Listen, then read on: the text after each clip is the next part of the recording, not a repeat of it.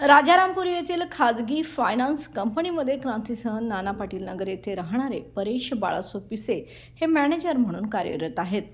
27 November 2024 रोजी राजारामपुरी 7वी गल्ली येथे कर्ज मागण्याच्या बहाण्याने सांगली जिल्ह्यातील कवठे पिराणीतला संशयित आरोपी अमर शंकर भोसले हा पिसे यांना भेटला. यावेळी स्वतःची गाडी पंक्चर झाल्याचं खोटं सांगून त्याने पिसे यांची ज्युपिटर मोपेड लंपास केली. दरम्यान या प्रकरणी परेश पिसे यांनी राजारामपुरी पोलीस ठाण्यात फिर्याद दिली होती.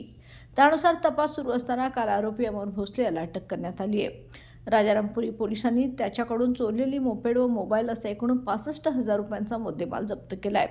ही कारवाई राजारामपुरी पोलीस ठाण्याचे पोलीस निरीक्षक सुशांत चव्हाण, उपनिरीक्षक दत्तात्रय भोजने यांच्या मार्गदर्शनाखाली पथकाने केली आहे.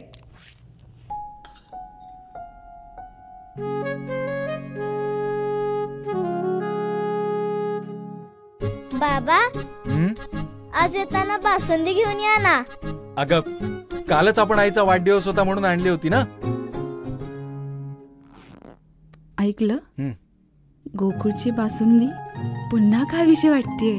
खरं सांगू, मलाही खावीशी वाटतेय. पुन्हा पुन्हा खावीशी वाटणारी गोकुळ बासुंदी.